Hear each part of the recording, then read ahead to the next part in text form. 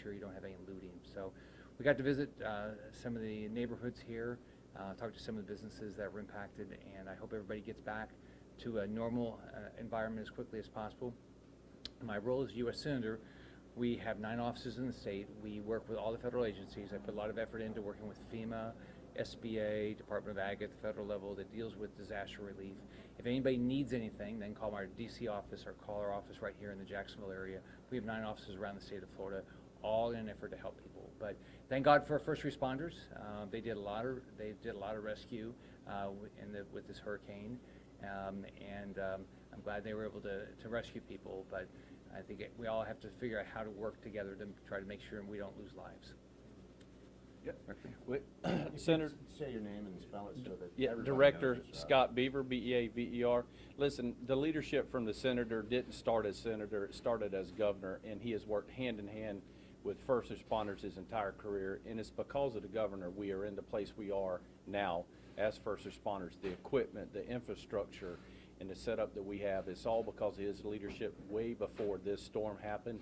And Senator, we can't thank you for all the support you provide with us monetarily and coming down and thanking our troops and just being a true partner to law enforcement. And the citizens and visitors of Florida are better off because of his leadership, and we appreciate you. Thanks. What have some residents around here that you've been speaking with been telling you that they think needs to happen to mitigate flooding and damage from storms like this? Well, first off, they're devastated that their family, their homes get impacted again, right? And they want to make sure FEMA's going to show up, or some of them, they deal with SBA, and some they deal with Ag, but they're going to show up and work with them. So what I've told them is we can get you answers, and we'll be aggressive to try to help everybody. There's a lot of mitigation that they're going to try to get done if they can. I saw some of the homes that were mitigated and raised to a higher level, which pays off.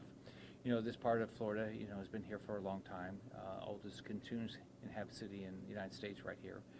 And so as a result, these homes, some of them are at lower levels. And so what FEMA works with people is to do mitigation projects, and I'll continue to work with the homeowner and with FEMA to get that done. Senator, one of the things that we saw was some people in this neighborhood saying, oh, we're going to we've already raised our homes, we're going to try different ways. I mentioned a moment ago, they found a way to pump water out. Mm-hmm. Sounds like there's not just, hey, I need to wait for government response. It's, hey, I need to do some things on my own to try and save my property. Well, most of life is you got to take care of yourself. As you all know, I grew up in a pretty poor family, and my mom always told me, take responsibility for everything, and good things will happen. And so the best thing you can do is take care of yourself.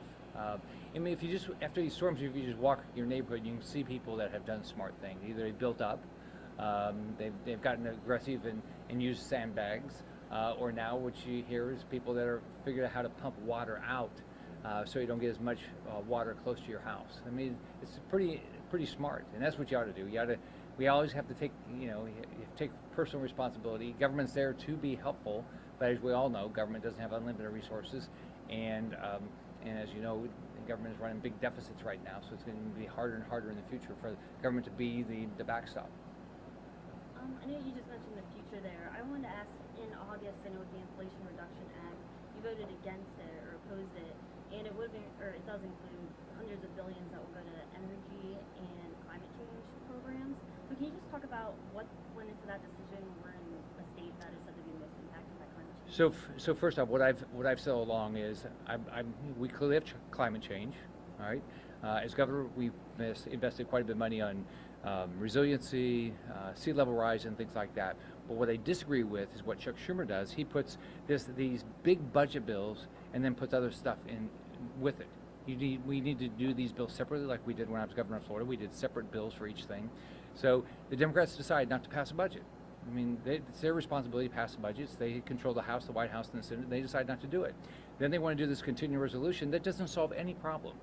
So what I think we ought to do is let's start solving problems in DC. I've been up there 4 years. What I can tell you, you talk about whether you want to talk about immigration, you want to talk about environmental issues. The Democrats have no interest in trying to solve things. All they want to do is just throw money out there with no accountability, and I completely disagree with that. So just a follow-up, are you saying that if it was included but in a separate deal that wasn't involved with the whole Inflation Reduction Act, it would be more of something that you'd be like okay with? I've been, I invested in it when I was governor. I believe we clearly are going to we have climate change. We clearly are dealing with sea level rise. And so we have to be investing in that. But let's invest it in a logical manner where we get a return. Can I ask one more follow-up? Okay, Yeah. I'll take all the questions.